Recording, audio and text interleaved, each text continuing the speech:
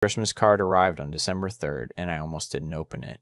It had my son's return address on the back, the one in Raleigh, the house I helped him put a down payment on 6 years ago. I remember standing at the mailbox in my driveway, holding that envelope, turning it over in my hands like it might tell me something before I even tore the seal.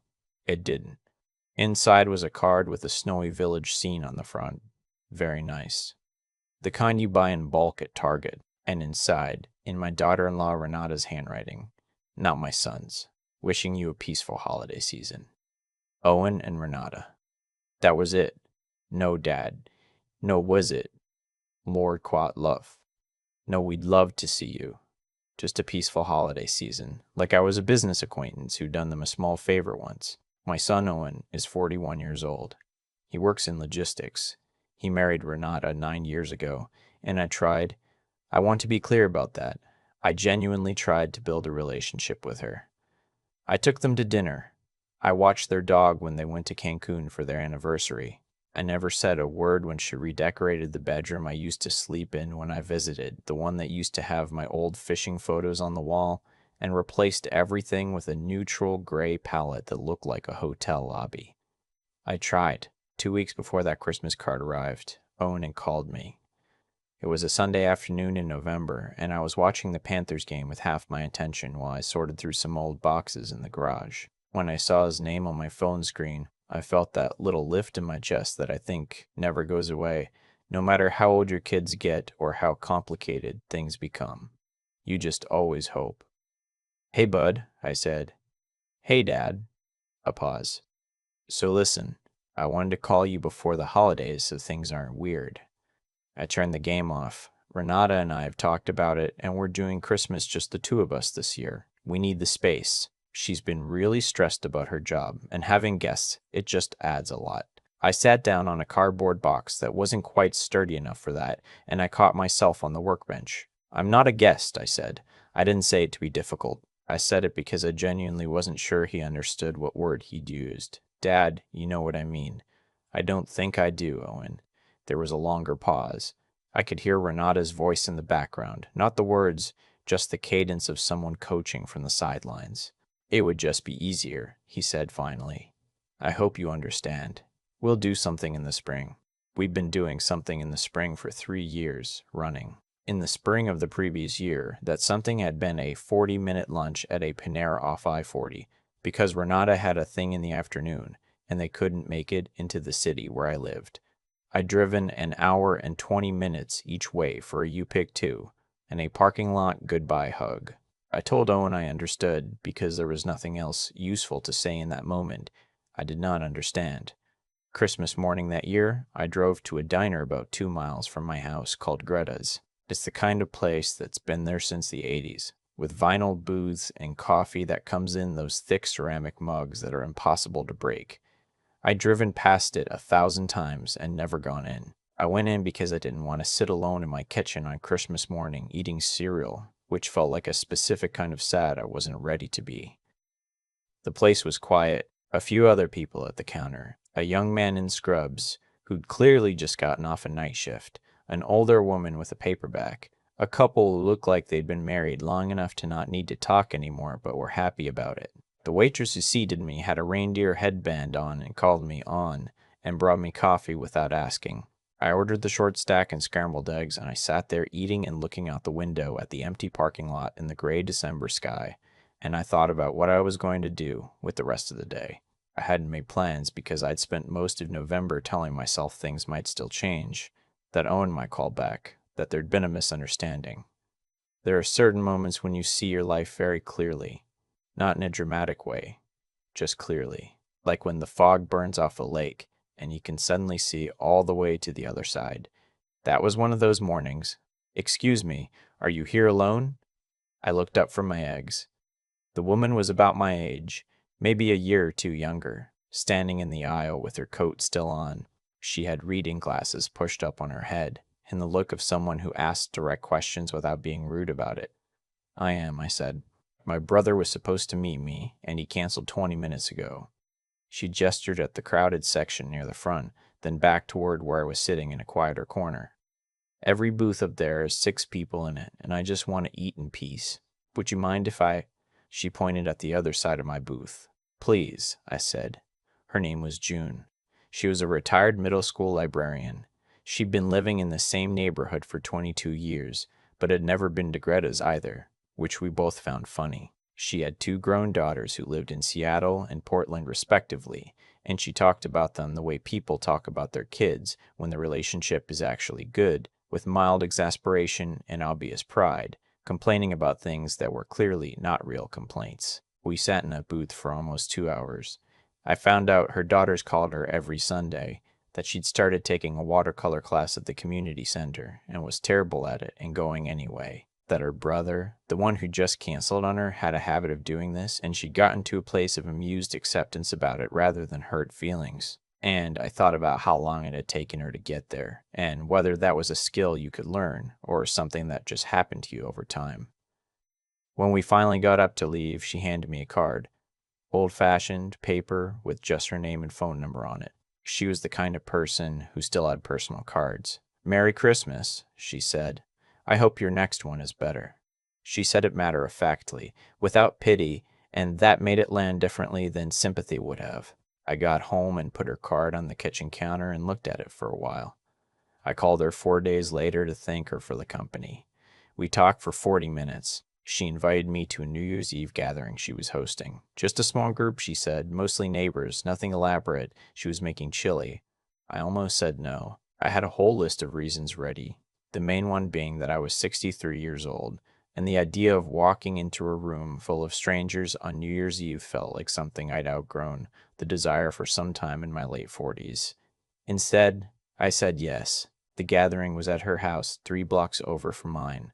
One of those older ranch styles with hardwood floors and a lot of books and a gas fireplace going, and she had maybe 12 people there, mostly retired or semi-retired. And within about 20 minutes I was in the kitchen talking to her neighbor Philip, who'd spent 30 years as a civil engineer and had opinions about bridge construction that were surprisingly compelling. I also met her daughter Claire, who'd flown in from Seattle and was warm and sharp, and looked at her mother the way you hope your kids will look at you. I stayed until almost 1 in the morning. Over the next 6 months, June and I had dinner twice a month, sometimes more. Not romantically, or at least not at first, and that's a different story. But as friends in the particular way that older adults can be friends, which is with less performance and more honesty than you usually manage when you're younger. She told me about her marriage that had ended 14 years ago. Not bitterly, just factually, the way you talk about weather. I told her about Owen. I told her things about Owen and Renata that I hadn't said out loud to anyone, because there's something about saying a thing out loud to another person that makes it real, and I hadn't been ready for it to be real. "What do you want from him?" she asked me one night. We were at an Italian place on the east side that she knew and I'd never been to. "What do I mean? What outcome are you hoping for? When you think about how things should go with Owen, what does that look like?" I started to say the obvious thing, that I wanted things to be better, that I wanted him to call more, that I wanted to be invited to Christmas. But she was watching me in the way that good librarians probably watch kids who are trying to find the right answer, without having actually thought about it, patient but waiting for the real version. "I want him to see me," I said finally. "Not need me for something. Just see me." She nodded. "Then you should let him come to that on his own," she said. "And in the meantime, you should build a life that doesn't have that hole in the middle of it." I turned 64 that July. June organized a birthday dinner at her house. Her 2 daughters were both in town for the summer, along with Philip from next door and his wife, and a few other people I'd come to know over the months. Claire baked a cake. Her sister, Noelle, who was an emergency room nurse and had the dry humor that seems to come standard with that job, gave a toast that made everybody laugh. I sat at that table and felt something I hadn't felt in a long time, which was that I was somewhere I was supposed to be. My son called for my birthday. It was a 3-minute call. He wished me happy birthday and asked how I was doing in the way that doesn't expect a real answer. I told him I was doing well. I told him I'd had dinner with friends. He said that was great, that he was glad I was keeping busy. Keeping busy. About 4 months after that, Owen called on a Thursday night. It was late for a phone call, almost 9, and when I answered and heard his voice, something in my chest recognized the register of it. Not the usual careful, managed tone he'd had for years, but something closer to the voice he had when he was 16 and his car broke down and he didn't know what to do. "Hey, Dad, do you have a minute?" "I have time," I said. "So," he stopped, cleared his throat. "Things have been kind of rough lately. Renata and I are." Another stop. "We're having some problems." I let the silence sit for a moment. "I'm sorry to hear that," I said, and I meant it.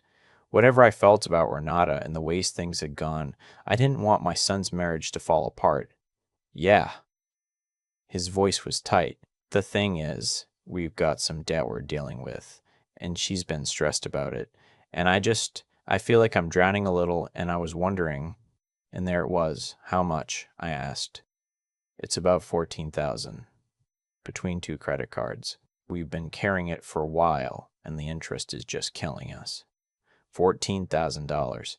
My pension from 31 years in commercial real estate wasn't extravagant, but I'd been careful with money my whole life, and I was comfortable. He knew that. "Owen," I said, "I love you. I want you to know that before I say anything else." "Dad, let me finish." I took a breath. "I'm not going to lend you $14,000. And here's why. Not because I don't have it, but because the two of you are adults with careers, and this is yours to figure out. If I step in every time there's a financial problem, I'm not helping you. I'm taking something from you." I heard him exhale sharply. "You don't think I'd pay you back?" "This isn't about trust. I've been down that road with other people I love, and borrowing from family doesn't work the way you think it will. What I'll do is this. I'll pay for one session with a fee-only financial advisor, a real one, not someone trying to sell you products. 1 hour. I'll make the call and book the appointment, and I'll pay the fee. That's what I can offer." The silence on his end was a specific kind of silence. "I can't believe you," he said, and there was something in his voice I recognized from when he was a teenager. The particular indignation of someone who hasn't gotten what they wanted and needs to reframe that as an injustice. "I'm your son. I know you are. I came to you, Dad. That's not easy for me." "I know. And I'm not dismissing that. I'm telling you what I can actually do for you." He said he needed to think and he'd call me back. He didn't call me back. Not that week. Not the next week. A month went by. I sent him a text on a Tuesday to say I was thinking about him and hoped things were sorting themselves out. He sent back a thumbs up. Months passed. I'm not going to tell you I didn't feel the absence of it. I did. You don't stop loving your kid because they're making it difficult. You just love them from a different posture. Less leaning forward, more standing steady. June's younger daughter, Noelle, got engaged that February to a man named Barrett who worked in hospital administration and who had the particular quality of really listening when you talked, which I've always thought was underrated. The engagement party was at June's house, and her older daughter, Claire, flew in again, and I was there because by that point I was simply part of the landscape of June's life, and she was part of mine. At some point in the evening, Claire found me in the kitchen where I was refilling the ice bucket, and she said, "My mom talks about you, you know. Good things, I hope. She says you remind her that people can still surprise her." Claire tilted her head. That's high praise from her. The wedding was set for that October. An outdoor ceremony at a vineyard about 40 minutes from the city. Noelle asked me to do a reading, which was one of the more unexpected honors of my recent life, and I said yes without hesitating. 3 weeks before the wedding, I got a call from an unfamiliar number. I almost let it go to voicemail, but something made me pick up. "Dad, it's Owen." I hadn't heard his voice in 4 months. "Hey," I said. I heard something. His voice was careful, controlled. "From someone who knows someone. I know that sounds stupid, but apparently you're going to be in some wedding. News travels in funny ways." "I am," I said. "A close friend's daughter." "A close friend," he repeated. "Who?" "A woman I met about 2 years ago. Her name is June. I've spent a lot of time with her family." The quiet on his end was the quiet of someone recalibrating. "I didn't know you had. I didn't realize things had changed that much for you." "A lot has changed," I said simply. Not harshly, just honestly. Are you together?" "That's not really the relevant question, Owen." Another recalibration silence. "I'm glad you're doing well," he said finally. He sounded like he was working hard to mean it and almost getting there. I know you are, I said. I hope you are too. We talked for about 20 minutes, which was longer than we'd talked in over a year. He didn't ask for money. He asked about my knee, which I'd had scoped in the spring. He told me he and Renata were seeing a counselor and that things were slowly getting better. I told him that was genuinely good to hear. Before we hung up, he said, maybe we could have dinner sometime. Just us. Not a big thing. I'd like that, I said. The wedding was on a Saturday in the middle of October, one of those fall days that seems almost theatrical in how perfect it is, the kind of day that makes you think someone must have arranged it. The vineyard was golden in the afternoon light, and Noelle wore a dress that made her mother cry happy tears from her seat in the front row, and Barrett looked at her during the ceremony the way that makes everyone around them privately think about love and what they want from it. I read from a Mary Oliver poem, just a few lines about choosing to be alive and paying attention, and I got through it without my voice giving out, which I'd been worried about. At the reception afterward, I was sitting at a table with Philip and his wife and a few of June's friends when I noticed Owen had arrived. I hadn't invited him. He'd asked if he could come, quietly, in a text the week before, and I'd said yes. He was standing at the edge of the reception area in a navy blazer, looking a little uncertain, the way people do when they're in a room full of strangers who all seem to know each other. I caught his eye from across the space and raised my glass slightly. He made his way over. He shook hands with Philip. He was introduced to Claire and her husband. He watched June fuss affectionately over a table arrangement and then stopped to squeeze my arm as she passed. And I saw something move across his face. Recognition of something, I think. The recognition that I had a life here, that these people were real and they knew me and they had shown up in a way that mattered. We stepped outside together for a while after dinner. The vineyard had string lights across the back terrace, and it was just cool enough that you wanted a jacket. She seems great, Owen said.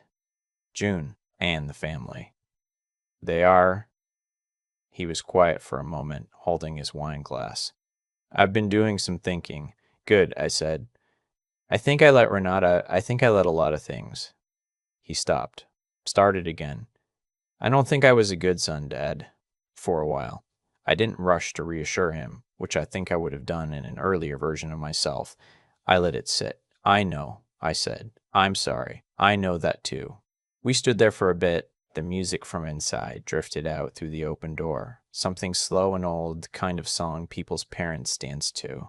Across the terrace, I could see June laughing at something Noelle had said, her hand at her daughter's elbow, the easy physical shorthand of people who have loved each other a long time. Those dinners in the spring, Owen said. Can we actually do them? Real ones, not parking lot lunches. Yes, I said. Call me, not a text. Call me. He nodded. We went back inside. Here's the thing about getting older that no one warns you about clearly enough. You spend most of your life building towards something.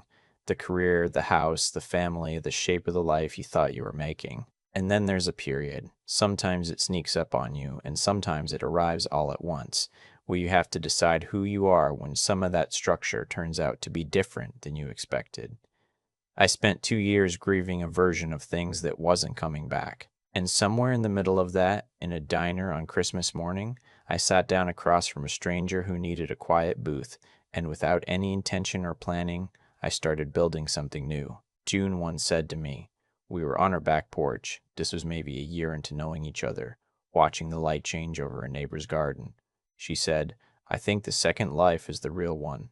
The first one you're just learning what you actually want. I've thought about that a lot. My son and I had dinner in January at a steakhouse in Raleigh that he picked because he remembered it was the kind of place I liked. He made the reservation. He drove. Renata didn't come, and that was fine. That's a longer and slower road, and I'm not in a hurry about it. We sat across from each other for 2 hours and talked about real things. His work, my knee, a documentary we'd both watched about the fishing industry of all things. He asked about June. I told him honestly some of what she meant to me. He listened. When we said goodbye in the parking lot, he hugged me the way he used to when he was a kid. Not the sideways, one-arm kind, but a real one. Same time next month, he said. Call me, I said. He called. Family, I said. He called. Family, I've come to think, isn't something that just happens to you. It's a thing you make choices toward, over and over, even when it's inconvenient or uncertain or goes differently than you planned. The people who sat at my birthday table and raised their glasses, the woman who asked a stranger if she could share a booth, the daughter who baked a cake, the son who eventually called. All of it counts. All of it is real. You just have to be willing to show up and find out. I've thought a lot about the sequence of things, how one decision leads to the next, and how you rarely see it happening while it's happening. Owen didn't set out to push me away. I don't believe that. I think he made a series of small choices to keep the peace with Renata, to avoid difficult conversations, to take the path that cost him the least in the short term. And each one of those choices cost something else that he didn't notice was missing until much later.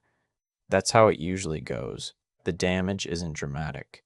It accumulates quietly, the way water gets into a foundation, and by the time you see the cracks, the work has already been done.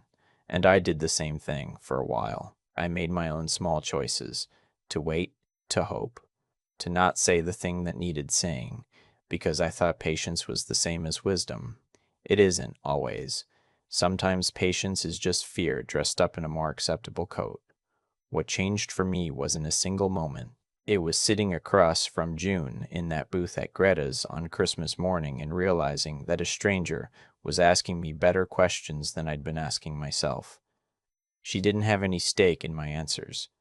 She didn't need me to be fine, so she didn't assume I was. There's something clarifying about that kind of attention. It asked something of me that I'd stopped asking of myself, which was to be honest about what I actually wanted and what I was actually willing to do about it.